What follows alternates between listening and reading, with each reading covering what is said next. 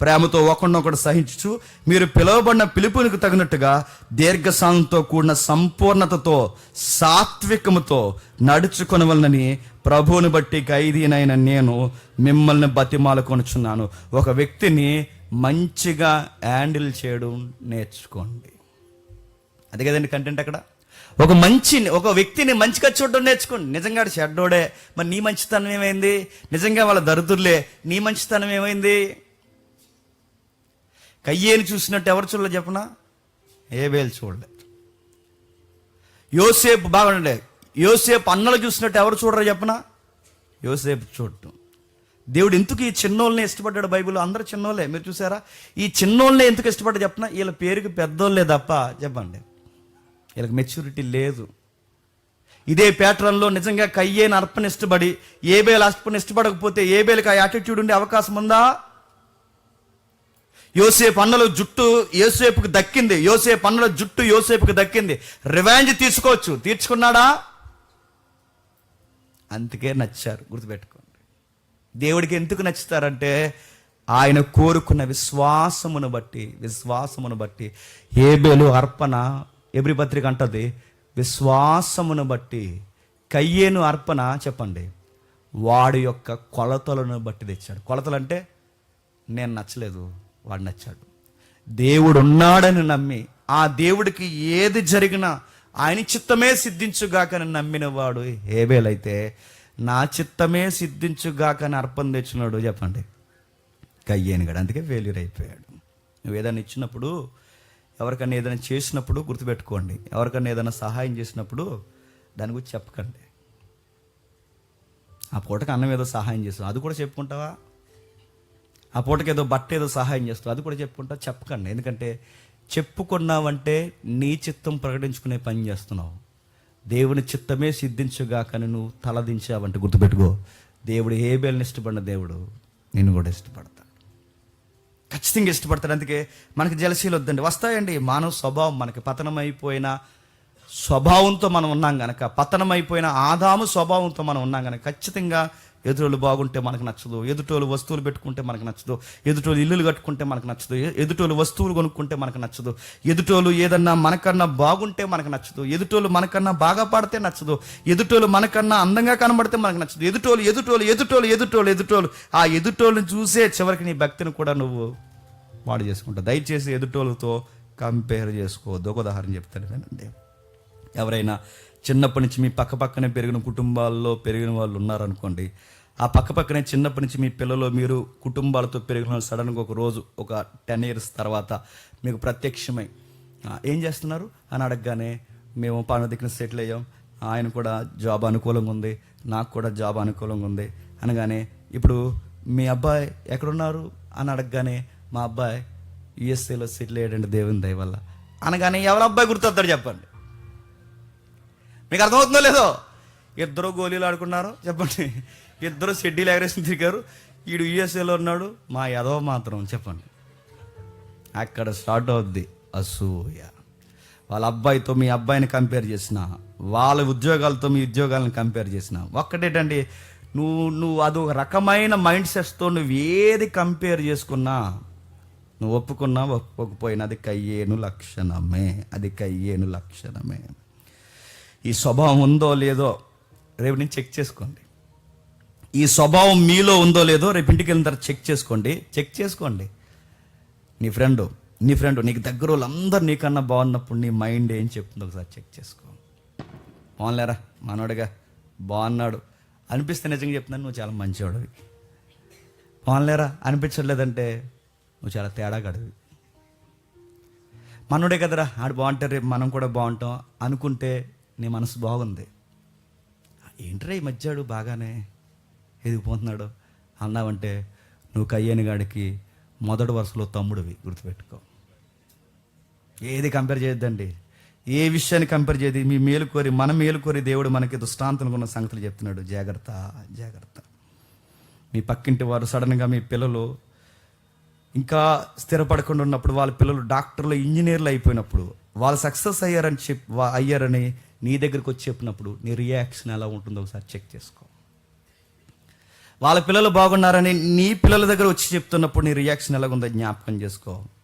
ఈ విషయాల్లో నువ్వు జాగ్రత్త లేకపోతే మళ్ళీ చెప్తున్నాను, అడుగడుగున నువ్వు కయ్యేని ఎక్స్పోజ్ చేస్తావు దేవుడికి. కయ్యేను పేరుకి చచ్చిపోయేమో కానీ ఈ జనరేషన్లో కయ్యేను ఇంకా చాలా మందిలో చెప్పండి ఆడు బతికే ఉన్నాడండి. ఆ కయ్యేను ఇంకా అందరిలో చాలా మందిలో బతికే ఉన్నాడు. అందుకే జలసి అనేది తీసేయండి, అసూయ అనేది పక్కన పడేయండి, చూసి ఓరవలేదంత పక్కన పడేయండి. ఇలానే మీరుంటే దేవుడికి నచ్చరుగాక నచ్చరు. ఇంకేమన్నాడు?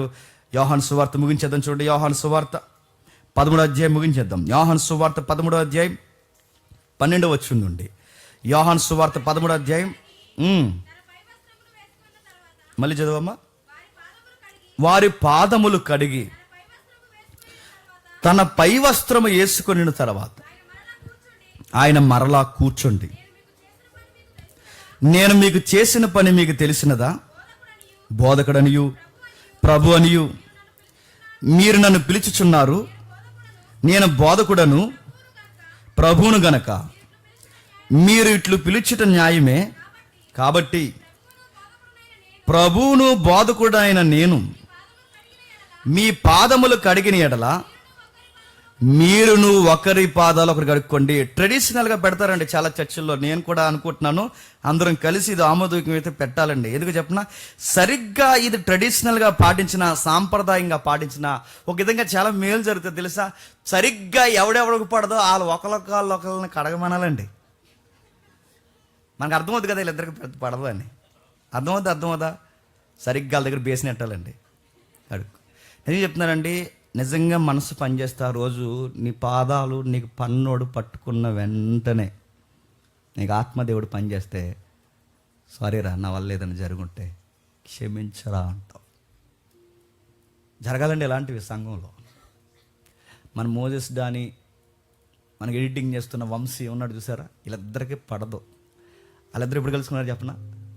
వాళ్ళ చర్చిలో 31st పాదాలు కడుక్కుంటున్నప్పుడు అప్పుడు మరి ఏదో మాట్లాడుకోలేదు, మరి సిగ్గేసి వాళ్ళిద్దరు మాట్లాడుకుని ఏం చేస్తున్నావు బ్రో అన్నాడట. ఎడిటింగ్ చేస్తున్నాను బ్రో అన్నాడు వంశీ. ఏం ఎడిటింగ్ బ్రో అన్నాడు. అనిపిస్తున్నారు బాబు నీలాంటి కోసమే జేమ్స్ అని ఎదుగుతున్నాడు రా నాయన అన్నాడు. అంతే, ఇద్దరు కలిశారు, ఆత్మీయత వచ్చింది. చూసారు కొన్ని ఈవెంట్స్. అందుకని అనుకుంటాను తగ్గించుకోండి. ఆడికి నేను ఎట్టడం ఏంటి? ఆడికి కూర్చుంటే నేను రైస్ వడ్డించాలా? ఆడికి కూర్చుంటే నేను సాంబార్ వేయాలా? ఏమండి ఆడికి ఇంకా బంతివరకు వేస్తాను, అది అరవంతం చేయను అంటాం. కూర్చో, ముందు నువ్వు వాడి దగ్గరికి వెళ్ళు, వాడితోనే మాట్లాడు, వాడితోనే కలగ చేసుకో. వాడెంత తప్పించుకునే ప్రయత్నం చేసినా నువ్వు మళ్ళీ చెప్తున్నాను, అవసరమైతే ఆడు చేయబట్టేసుకో. ఎక్కడ వెళ్తున్నావు అని పట్టుకో. లవ్వుకు పన్నోడు ఎవడుంటాడు చెప్పండి?